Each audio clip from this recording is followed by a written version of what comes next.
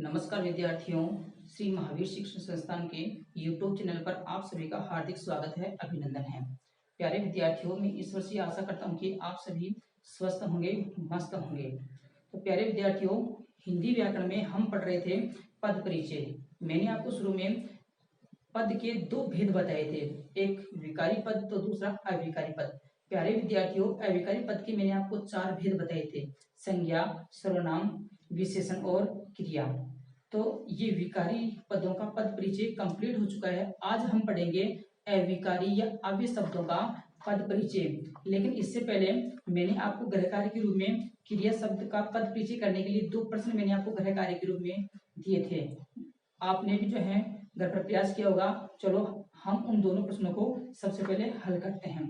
प्यारे विद्यार्थियों, पहला प्रश्न था हमारा, स्त्रियां नृत्य कर रही है।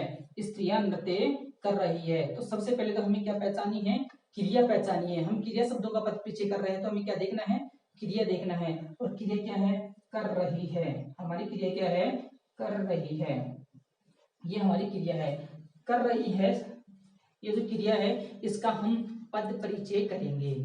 तो सबसे पहले हमें क्रिया का भेद पहचानना होता है। क्या पहचानना होता है? क्रिया का भेद। क्रिया के मुख्य भेद मैंने आपको बताए थे, एक सकर्मक क्रिया तो दूसरा अकर्मक क्रिया। मैंने आपको इनकी पहचान भी बताई थी कि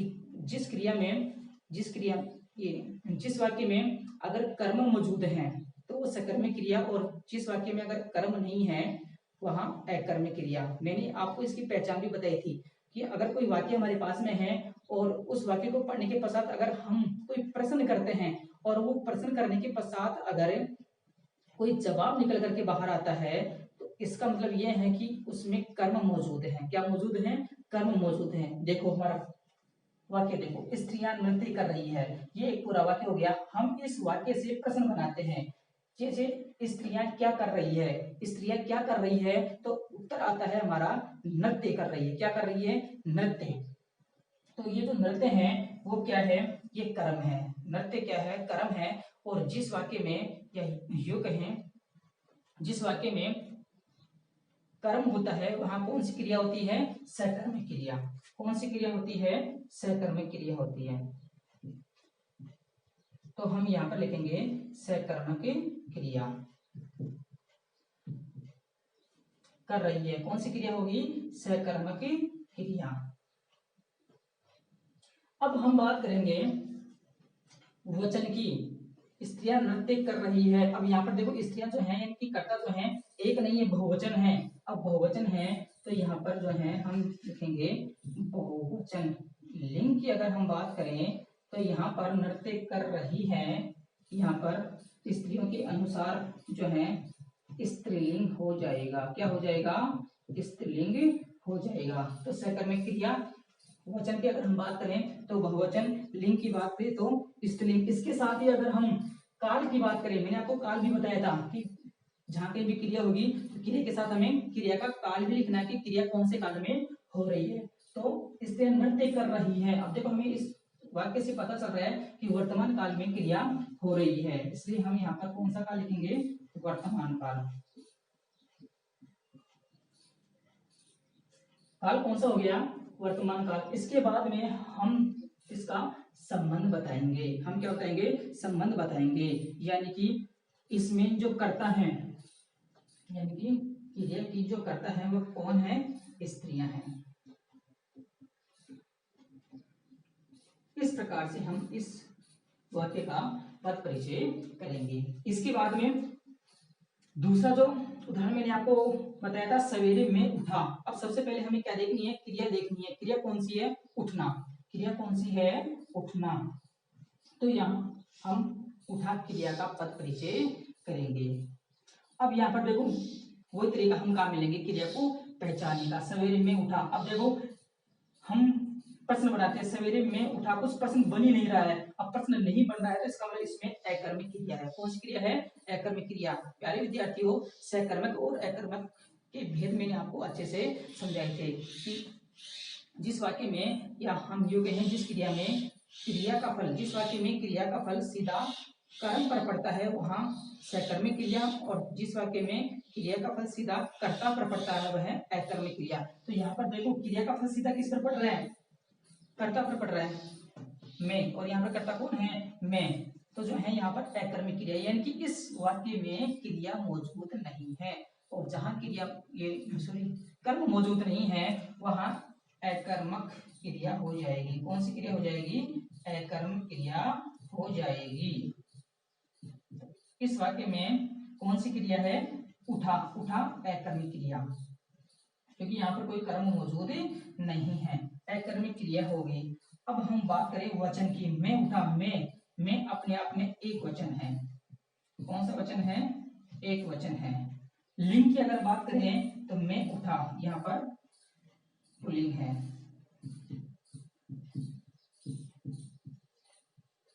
काल की बात करें, सवेरे मैं उठा, सवेरे मैं उठा।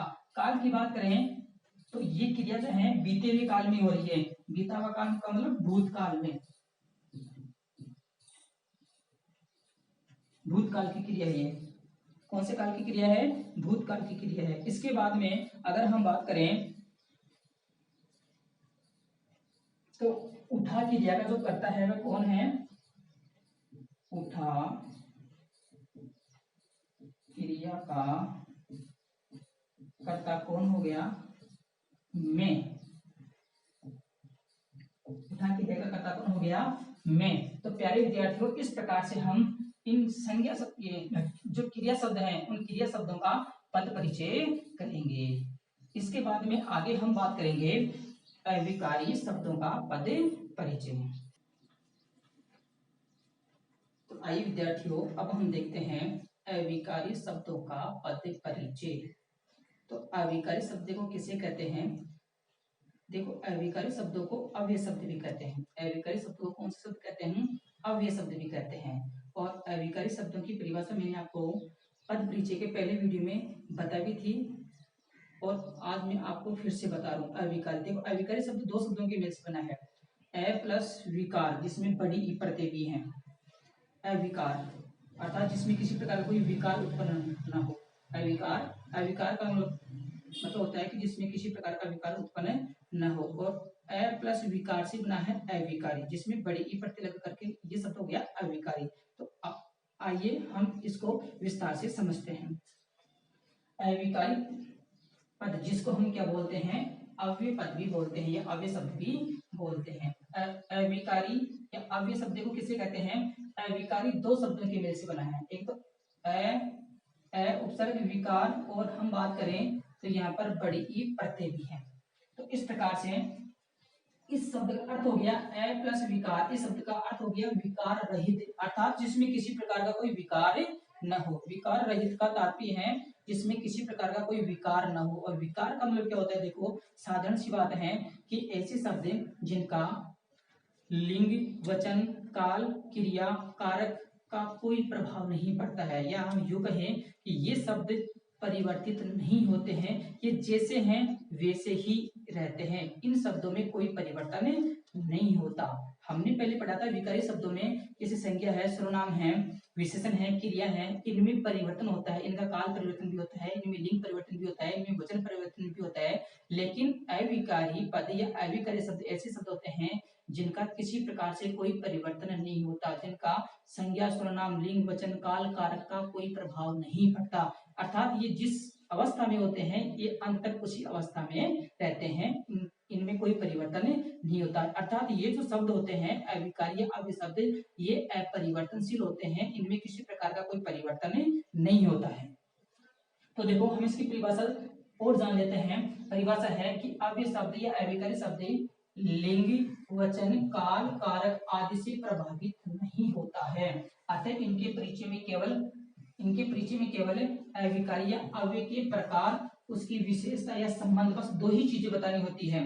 प्यारे विद्यार्थियों, विकारी शब्दों में हमने देखा था संज्ञा, सर्वनाम, विशेषण और क्रिया, इनमें हमें 4 से 5 बातें बतानी होती थी, लेकिन अब हमें अविकारी शब्दों में केवल 2 बातें ही बतानी होती है।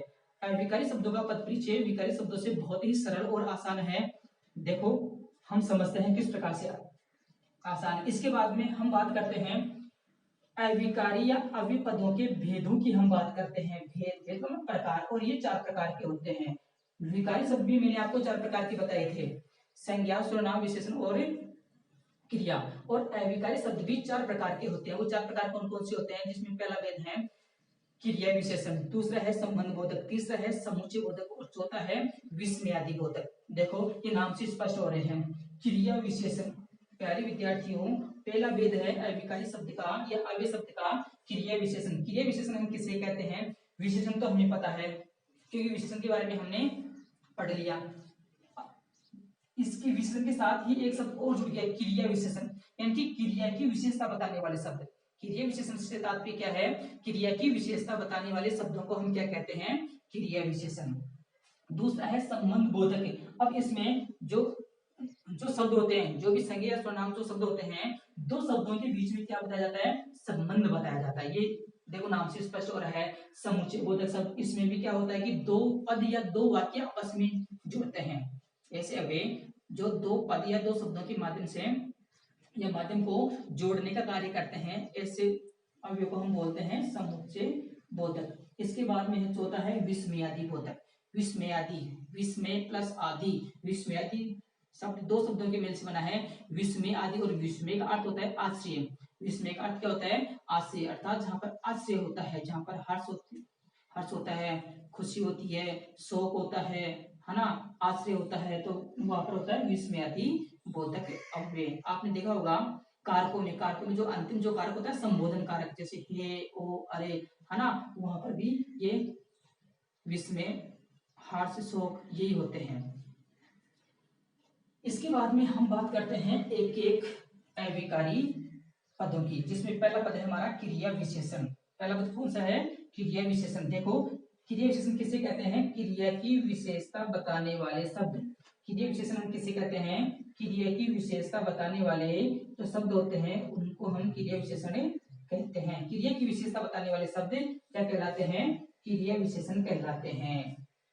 क्रिया की विशेषता यानी कि हम क्रिया तक पढ़ चुके हैं कि क्रिया क्या है, संज्ञा क्या है, सर्वनाम क्या है, विशेषण क्या है। आज हम पढ़ेंगे क्रिया विशेषणों के बारे में, यानी कि क्रिया विशेषण किसे कहते हैं। परिभाषा में लिखा हुआ है कि ऐसे शब्द जो क्रिया की विशेषता बताते हैं। किसकी विशेषता बताते हैं, क्रिया की विशेषता बताने वाले शब्द। और क्रिया विशेषण क्रिया की देखो क्या क्या बताते हैं, एक तो उसकी रीति बताई जाती है, एक उसका स्थान, दिशा, मात्रा और कारण आदि और भी उल्लेख हैं जिनके बारे में हम आगे पढ़ेंगे। देखो, और जैसे मान लो कि हाँ, पहले आप एक उदाहरण के माध्यम से समझिए कि क्रिया विशेषण कहते कैसे हैं। जैसे यहाँ पर एक उदाहरण दिया हुआ है, वह धीरे चलता है, वह धीरे चलता है। अब देखो वह तो कौन है, कर्ता, चलना, ये चलना क्या होगी, क्रिया। अब क्रिया से ठीक पहले वाला जो शब्द है धीरे, ये क्रिया विशेषण है, क्योंकि ये चलना क्रिया है और ये क्रिया की विशेषता बता रहा है कि वह कैसे चलता है, धीरे चलता है। तो यहाँ पर ये धीरे शब्द क्या हो गया, क्रिया विशेषण हो गया। जैसे वह कम बोलता है, वह करता है, बोलना क्रिया है, तो क्रिया की विशेषता कैसी होगी, कम। तो कम शब्द क्या हो गया, क्रिया विशेषण। कम शब्द क्या हो गया, क्रिया विशेषण हो गया, क्योंकि ये बोलने की विशेषता बता रहा है, यानी क्रिया की विशेषता बता रहा है कम, और यहाँ पर चलने की विशेषता बता रहा है धीरे। इसलिए इन वाक्यों में धीरे और कम शब्द क्या है, क्रिया विशेषण है। पहले विद्यार्थियों आगे हम क्रिया विशेषण के भेद पढ़ेंगे, यानी कि अन्य उदाहरण भी पढ़ेंगे। देखो, और क्रिया विशेषण देखो कहाँ का होता है, या कौन कौन से होते हैं। रीतिवाचक क्रिया विशेषण, रीति का मतलब होता है तरीका या ढंग। रीति का मतलब क्या होता है, तरीका या ढंग। रीति से देखो नाम से स्पष्ट हो रहा है। अब देखो इसके कौन कौन से जो है शब्द आएंगे वाक्य में, जैसे धीरे, तेज, जैसे वह धीरे चलता है, वह तेज चलता है, वह जोर से बोलता है, वह धीरे धीरे चलता है ना, ये शब्द आएंगे। इसके बाद में कालवाचक, काल का अर्थ होता है समय, काल का अर्थ क्या होता है, समय। यहाँ पर जो है समय का पता चलेगा, और समय बताने वाले अभिपद या क्रिया विशेषण देखो कौन कौन से है, जैसे अबे, तबे, जबे, आज, कल, है ना। इसके बाद में है परिमाणवाचक क्रिया विशेषण। परिमाणवाचक क्रिया विशेषण, परिमाण का मतलब होता है नापतोल। परिमाण का मतलब क्या होता है, नापतोल। हमने विशेषणों में भी पढ़ा था परिमाणवाचक विशेषण। और परिमाण का शाब्दिक अर्थ क्या होता है, मापतोल, अर्थात जहां पर मापतोल, जिस वस्तु का मापतोल हो या मापतोल किया जा सके, जैसे कम, अधिक, कुछ, है ना, यहाँ पर परिमाण का बोध हो रहा है, इसलिए यहाँ पर परिमाणवाचक क्रिया विशेषण होगा। इसके बाद में अगला है स्थानवाचक। अगला क्रिया विशेषण कौन सा है? स्थानवाचक। ये भी नाम से स्पष्ट हो रहा है कि जहाँ पर स्थान का बोध होता है, जैसे ऊपर, नीचे, यहाँ, वहां, है ना। इसके बाद में प्रश्नवाचक, देखो ये भी नाम से स्पष्ट हो रहा है, जहाँ प्रश्न का बोध हो या जहाँ पर प्रश्न पूछा जाए, जैसे क्यों, कब, कैसे और कहाँ। इसके बाद में कारणवाचक, किसी न किसी क्रिया का कोई ना कोई कारण भी होता है, जैसे अतः, इस प्रकार, इसलिए, है ना। और एक अंतिम और है इधर निषेधवाचक। निषेध का अर्थ होता है मना करना, रोकना। निषेध का अर्थ क्या होता है? मना करना या रोकना। तो निषेधवाचक क्रिया विशेषण के शब्द देखो कौन कौन से आएंगे वाक्य में, जैसे न, नहीं, मत, मना। तो इस प्रकार से ये भी क्रिया विशेषण ही होते हैं, ये क्रिया विशेषण के भेद होते हैं, है ना। वाक्य में जहाँ कहीं भी इनमें से कोई सा भी अगर कोई शब्द आएगा, अगर हमें कोई रीति बता रहा है तो हम लिखेंगे रीतिवाचक क्रिया विशेषण। अगर समय बता रहा है, अगर क्रिया का समय बता रहा है तो वहां पर कालवाचक क्रिया विशेषण। अगर कोई नापतोल बताया जा रहा है तो वहां पर परिमाणवाचक क्रिया विशेषण। अगर कोई स्थान बताया जा रहा है तो स्थानवाचक क्रिया विशेषण। अगर कोई प्रश्न पूछा जा रहा है तो प्रश्नवाचक क्रिया विशेषण। और अगर कोई कारण बताया जा रहा है तो कारणवाचक क्रिया विशेषण। और कोई निषेध अगर बताया जा रहा है, निषेध का अर्थ होता है रोकना, मना करना, किसी काम का नहीं करना, किसी क्रिया का नहीं करना, वहां पर निषेधवाचक क्रिया विशेषण होता है। तो इस प्रकार से ये क्रिया विशेषण है। प्यारे विद्यार्थी, इसके साथ ही क्रिया विशेषण के साथ एक शब्द और आता है प्रविशेषण। एक शब्द कौन सा आता है? प्रविशेषण। देखो क्रिया विशेषण में तो क्या होता है? क्रिया की विशेषता बताई जाती है, लेकिन प्रविशेषण में क्या होता है? विशेषण की भी विशेषता बताई जाती है। देखो हम देखते हैं प्रविशेषण। विशेषण की विशेषता, विशेषण की विशेषता बताने वाले शब्द प्रविशेषण कहलाते हैं। विशेषण की भी विशेषता बताने वाले शब्द क्या कहलाते हैं? प्रविशेषण कहलाते हैं। क्रिया की विशेषता बताने वाले क्रिया विशेषण और विशेषण की भी विशेषता बताने वाले शब्द क्या कहलाते हैं? प्रविशेषण। तो कभी कभार ये प्रविशेषण के उदाहरण भी पूछ लिए जाते हैं, इसलिए हम इनको हम जो है क्रिया विशेषण के साथ ही देखेंगे, जिसका नाम है प्रविशेषण। तो प्रविशेषण एक बार फिर से देख लेते हैं। विशेषण की विशेषता बताने वाले शब्द प्रविशेषण कहलाते हैं। जैसे हमने अभी उदाहरण देखा एक कि जैसे वह धीरे चलता है, वह कैसे चलता है? धीरे। वह करता हो गया, है ना, चलना क्रिया होगी, धीरे क्या हो गया? क्रिया विशेषण हो गया। लेकिन अब इस धीरे से पहले अगर हम एक शब्द और लगा देते हैं, जैसे वह बहुत धीरे चलता है, वह बहुत धीरे चलता है, तो बहुत शब्द क्या हो गया? ये प्रविशेषण हो गया, क्योंकि ये विशेषण की भी विशेषता बता रहे हैं। जैसे उदाहरण के माध्यम से हम देखो यह भी समझते हैं, जैसे वह बहुत सुंदर लड़की है, वह बहुत सुंदर लड़की है, वह जिसके बारे में बताया जा रहा है सुंदर, ये विशेषण, ये सुंदर क्या है? विशेषण है। अब इस विशेषण की भी विशेषता बताई जा रही है। ये विशेषण से पहले जो शब्द होता है वह विशेषण की विशेषता बता रहा है। बहुत शब्द जो है ये क्या कहलाएंगे? प्रविशेषण कहलाएंगे। जैसे रमेश बहुत तेज दौड़ता है, रमेश बहुत तेज दौड़ता है। अब जो है यहाँ पर देखो रमेश जो है वह करता है दौड़ना जो है ये क्रिया है, तेज क्या है? ये विशेषण है। तेज क्या है? विशेषण। लेकिन विशेषण से पहले एक शब्द और है बहुत, ये विशेषण की भी विशेषता बता रहा है, इसलिए इस बहुत शब्द को हम क्या कहेंगे? प्रविशेषण कहेंगे। क्या कहेंगे विद्यार्थियों? प्रविशेषण कहेंगे। तो इस प्रकार से विशेषण की विशेषता बताने वाले शब्द क्या कहलाते हैं? प्रविशेषण कहलाते हैं। तो इस प्रकार से पहले विद्यार्थियों आप जो है इसका स्क्रीनशॉट लेकर के जो है नोटबुक में उतार सकते हैं, इनको बार बार याद कर सकते हैं। इसके बाद में आगे हम बात करेंगे कि ये अव्ययकारी शब्दों का जो दूसरा भेद है संबंध बोधक। लेकिन इससे पहले हम साथ साथ क्रिया विशेषण शब्दों का पद परिचय भी देख लेते हैं। तो आगे हम देखते हैं क्रिया विशेषण शब्द का पद परिचय।